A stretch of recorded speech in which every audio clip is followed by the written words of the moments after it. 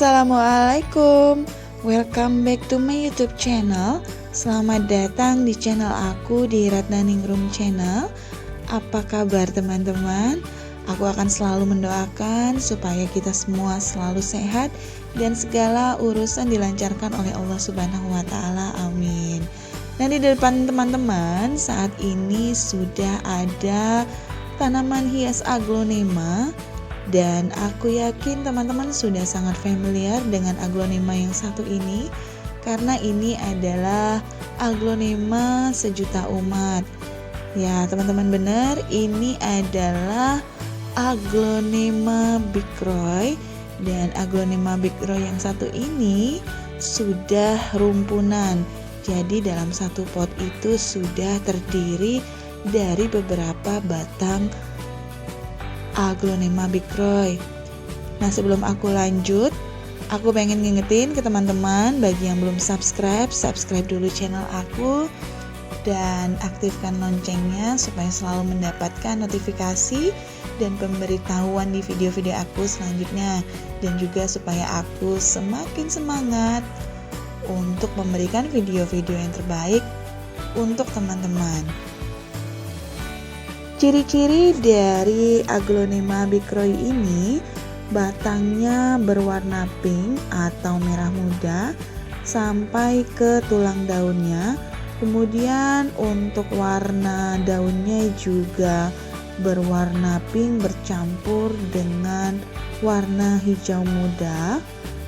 Lalu untuk tinggi tanaman bikroy ini bisa mencapai 30 sampai dengan 40 cm.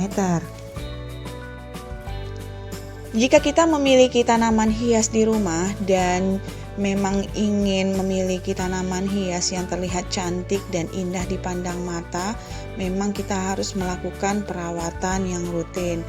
Dan berikut cara aku merawat aglonema bikroy supaya bisa tumbuh subur dan menjadi rumpun.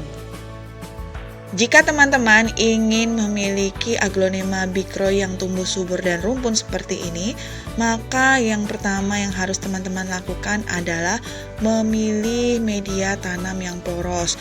Nah, poros maksud aku di sini adalah media tanam tersebut tidak menahan air. Jadi pada saat kita menyiram, itu airnya langsung turun ke bawah, tidak tergenang, tidak becek, namun kelembabannya cukup baik. Nah, teman-teman bisa memilih dan mencampurkan media tanam yang menurut teman-teman bagus ya.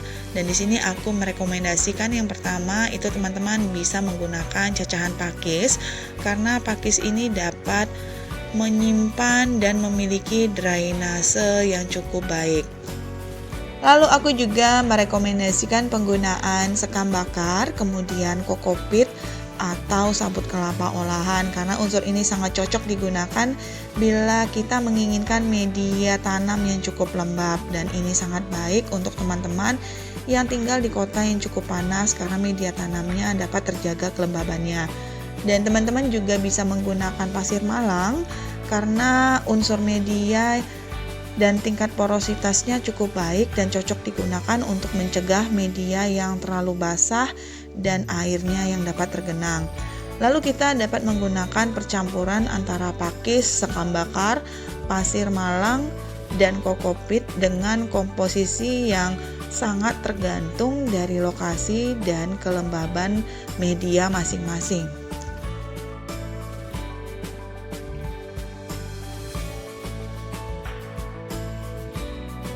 Kemudian tips yang kedua supaya aglonema bikroy bisa tumbuh subur menjadi rumpun adalah dengan pencahayaan yang cukup baik. Nah, untuk pencahayaan di sini teman-teman bisa menaruh aglonema bikroy di bawah naungan dan jangan terkena sinar matahari langsung, karena jika terkena sinar matahari langsung dalam waktu yang cukup lama dapat menyebabkan daun dari aglonema bikroy ini menjadi layu, bahkan berubah menjadi gosong. Jadi cukup tempatkan di tempat yang teduh. Teman-teman bisa menaruhnya di bawah naungan ataupun di bawah teras dengan pencahayaan yang cukup. Nah, jika teman-teman tidak memiliki pencahayaan yang cukup baik, nah teman-teman bisa menggantinya di sini dengan menggunakan sinar lampu. Jadi perawatan Aglonema bigroy ini tidak terlalu susah ya teman-teman. Lalu selanjutnya yang aku lakukan adalah melakukan penyiraman secara berkala. Nah, untuk Aglonema bigroy ini kita tidak perlu melakukan penyiraman setiap hari, dan biasanya aku melakukan penyiraman itu 2 sampai dengan 3 kali dalam seminggu, dan tergantung dari kelembaban dari media tanam. Jika aku melihat media tanamnya masih lembab, maka aku tidak menyiram. Jika sudah terlihat agak kering, baru aku melakukan penyiraman.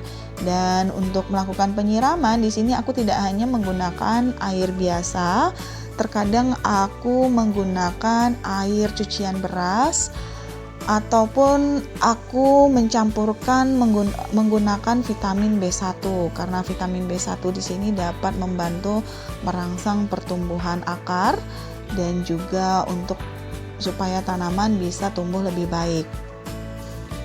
Lalu yang terakhir, aku di sini melakukan pemupukan secara berkala, dan untuk pupuk yang biasa aku gunakan adalah pupuk daun. Nah, untuk pupuk daun di sini aku merekomendasikan penggunaan pupuk Gandasil D ataupun penggunaan Growmore. Nah, biasanya untuk melakukan pemupukan aku lakukan setiap 2 minggu sekali. Di samping itu aku juga menggunakan NPK Mutiara.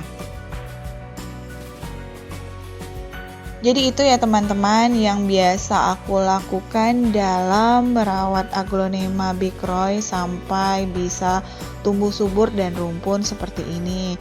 Nah teman-teman pastinya juga memiliki tips dan cara lain untuk merawat Aglonema. Silahkan teman-teman share di kolom komentar.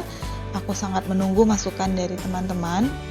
Dan aku yakin apapun yang kita tanam, jika kita menanamnya dengan sepenuh hati dan juga sepenuh cinta dan melakukan perawatan yang baik, maka hasilnya tanaman kita pasti akan tumbuh dengan sehat, subur, dan juga memberikan tampilan yang cantik, yang indah dipandang mata.